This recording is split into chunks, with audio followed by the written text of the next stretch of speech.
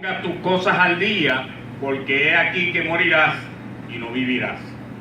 Y ese fue el rey que, llorando delante de los ojos del Señor, le pidió al Señor que mirase en su divina misericordia la vida que él había llevado, y la contestación que le dio al Señor a través de su profeta, a través de Isaías, fue: he escuchado tu oración, he encontrado gracia delante de mis ojos, tu vida ha sido una vida correcta delante de mí, por lo tanto te daré 15 años más de vida. Y le extendió la vida. Ese era el papá de Manases. Dice que una vez muerto Ezequías, comenzó a reinar su hijo Manases. Y escuche bien, porque es peculiar cuando leemos esto, las características o los puntos clave de este reinado. El primero es que dice que Manases tenía solamente 12 años cuando comenzó a reinar. Estamos hablando de un niño. Un niño de 12 años comenzó a reinar al pueblo de Dios. Dice que reinó durante 55 años, que su madre era Hepsiba y su padre fue Ezequías. Pero inmediatamente después de eso dice: e hizo lo malo delante de Dios, edificando lugares altos a dioses que su padre Ezequías había derribado. Levantó altares a Baal, hizo imágenes de acera, sacrificó a su propio hijo en fuego para ofrecerlo como sacrificio a los otros dioses. Wow.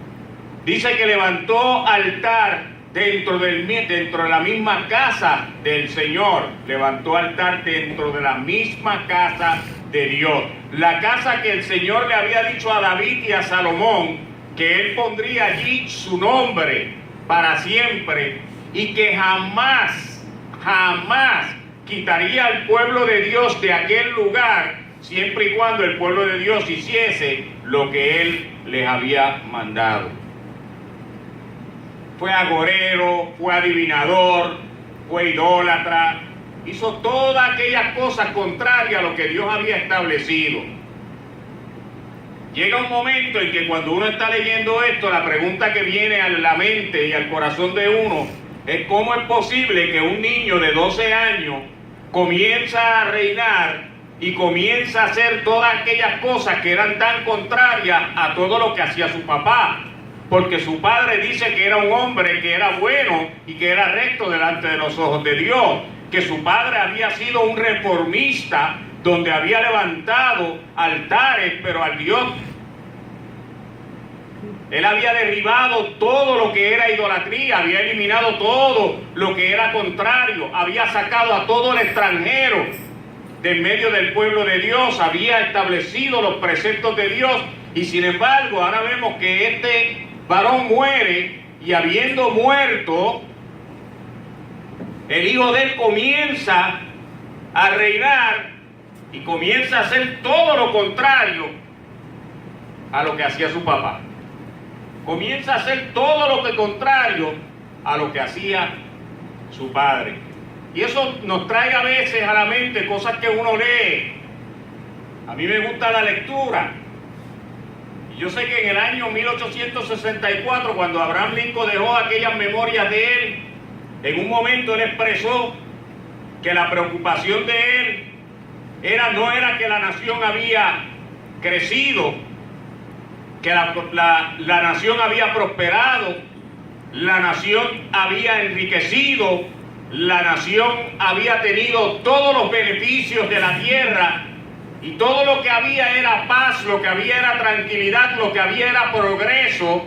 Pero la única preocupación que tenía Abraham Lincoln era que dentro de todo ese progreso y dentro de toda esa cosa buena que había sucedido, el pueblo se le había olvidado darle gracias a Dios, que era el merecedor y el único que podía haber hecho que ese pueblo y esa nación fueran prósperas.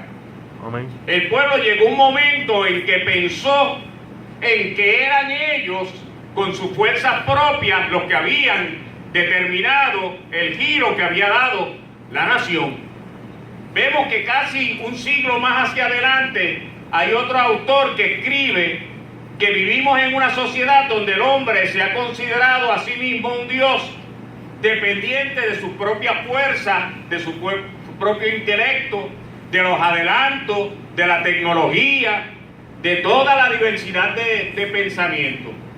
O sea, en el 1964 ya habían hombres escribiendo sobre la naturaleza del hombre y la naturaleza del hombre creyéndose que con sus fuerzas propias podía dominar su entorno. Después de eso hemos visto a través de los siglos cómo el hombre ha seguido en ese progreso tecnológico y vemos toda esta tecnología nueva donde ya tú puedes hablar con tu familia que está por allá, mira, en el Japón, y tú estando en Puerto Rico lo puedes ver cara a cara a través de un aparato telefónico.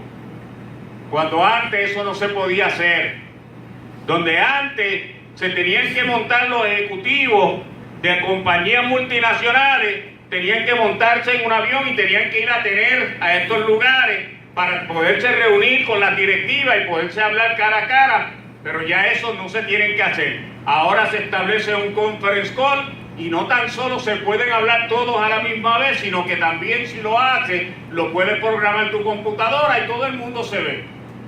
Y es como si todo el mundo estuviera presente. Y este autor decía, mira, llega un momento en que el hombre ha creído que es Dios en su propio contexto. Ha creído que su progreso y su conocimiento lo ha llevado a un nivel donde él está por encima de los preceptos y por encima de todo lo que trasciende los tiempos, todo lo que es palabra y lo que es principio moral. Eso es lo que está diciendo este varón. Y a veces nos lleva a recordar la historia de Hércules, el semidios. Hércules vivió una vida entera tratando de atacar a los dioses, y de hecho a la diosa que más atacaba era la diosa Cera, porque él estaba en un sed de venganza buscando quién había matado o asesinado a sus hijos, para al final de sus días enterarse que después que había hecho todo lo que había hecho y que había hecho todas estas maravillas según la mitología griega, para darse de cuenta que el que había asesinado a sus hijos había sido él. Él mismo, en una noche de locura y en una noche de bebida, le echaron algo, se volvió loco y él asesinó a su casa y luego no lo recordaba. El hombre, en su empeño de tomar, ¿verdad?, toda la vida y todo su entorno y tratar de manejarla por sí mismo sin entender de que hay un Dios poderoso, pues llega a estos puntos que estamos hablando. Manases había tomado 3 decisiones en su vida contrarias a las que había establecido su papá, que marcaron la historia no tan solo de la nación, sino la historia misma de la humanidad. La primera decisión que tomó Manases fue irse en contra de todas las reformas que había establecido su papá. Manases, tan pronto entró al reinado, dijo: todo lo que papá había hecho yo lo voy a cambiar, todo lo que papá reformó yo lo voy a trastocar. Y viene a la mente un refrán que yo recuerdo que se daba antes, que tú nunca quitas una verja sin pensar por qué fue puesta allí por primera vez. Yo me acuerdo que antes se decía, cuando tú ibas a quitar una verja en los campos, siempre te decían: ten cuidado, mira a ver por qué fue levantada allí por primera vez antes de quitarla. Y Manases hizo exactamente eso. Quitó todas las reformas de su padre, las quitó, sin pensar, sin llegar a detenerse. Él simple y llanamente se fue y quitó todas las reformas que había establecido su padre. Lo segundo que hizo Manases fue que aceleró, y no tan solo aceleró, sino que abrazó el desarrollo de lo que es el hedonismo. Y el hedonismo es la teoría que establece que el placer como el fin